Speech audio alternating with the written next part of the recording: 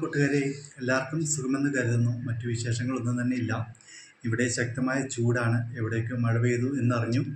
എന്നാലും മഴ പെയ്തവർ വീണ്ടും ചൂടിലേക്കാണ് പോകുന്നതെന്ന് തോന്നുന്നു. കാരണം അതുകൂട്ട് ശക്തമായ വെയിലാണ് വന്നുകൊണ്ടിരിക്കുന്നത്. പിന്നെ എല്ലാവർക്കും സുഖം തന്നെയല്ലേ? ഇപ്പോൾ ഈ വേനൽക്കാലത്ത് നമ്മുടെ റൂം തണുപ്പിക്കുന്നത് എങ്ങനെയാണെന്ന് നമുക്ക് നോക്കാം. ഞാനിതിനു മുമ്പ് ഒരു വീഡിയോ കണ്ടിരുന്നു. ഞാൻ പരീക്ഷിച്ചു, ഞാൻ വിജയിച്ചു. ഇത് നിങ്ങൾക്കും കൂടി ഞാൻ ഷെയർ ചെയ്യുന്നുണ്ട്. അപ്പോൾ നിങ്ങളൊന്ന് ട്രൈ ചെയ്ത് നോക്കണം. കണ്ടെങ്കിൽ ഇഷ്ടപ്പെട്ടെങ്കിൽ ലൈക്ക് ചെയ്യണം, സപ്പോർട്ട് ചെയ്യണം. അപ്പോൾ നമുക്ക് വീഡിയോയിലേക്ക് പോവാം. വീഡിയോ കണ്ടിട്ട് എങ്ങനെയുണ്ടെന്ന് നിങ്ങളുടെ അഭിപ്രായം കമൻറ്റിലൂടെ നമ്മളെ അറിയിക്കണം. Okay, thank you. ഹലോ കൂട്ടുകാരെ, ഇപ്പോൾ നമുക്ക് നല്ല ശക്തമായ ചൂടാണ് അനുഭവപ്പെടുന്നത്.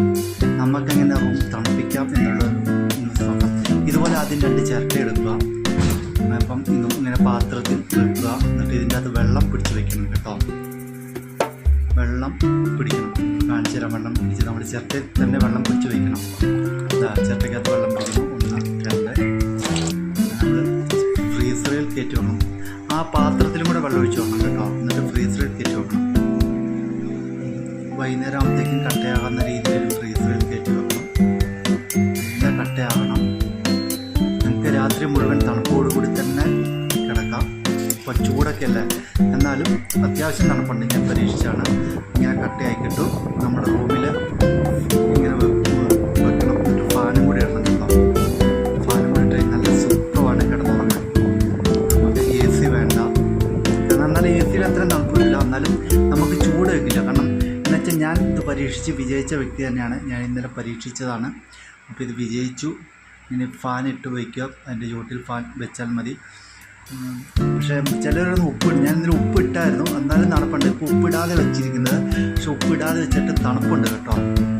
ഇത് ഫ്രിഡ്ജിൽ നിന്ന് എടുത്ത് കഴിഞ്ഞിട്ട് നമ്മളിങ്ങനെ ഇതിൻ്റെ അകത്തേക്ക് ശാലം ഉപ്പിടണമെന്നാണ്. പക്ഷെ ഉപ്പിട്ട് വെച്ചിട്ടും ഉപ്പിടാതെ വെച്ചിട്ട് ഇപ്പോഴും എൻ്റെ റൂം തണുത്താണ് ഇരിക്കുന്നത്. അപ്പോൾ നിങ്ങളെല്ലാവരും പരീക്ഷിച്ച് നോക്കണം.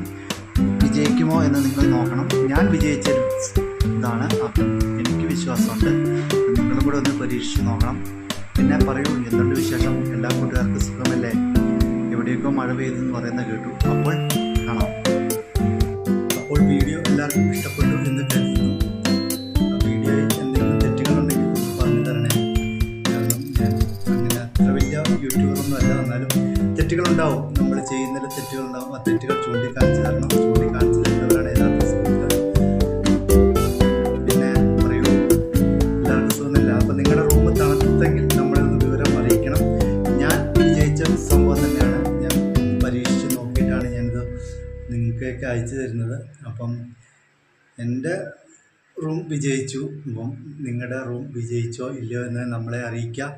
അപ്പോൾ അടുത്തൊരു വീഡിയോ ആയിട്ട് നമുക്ക് കാണാം. Tata, bye bye.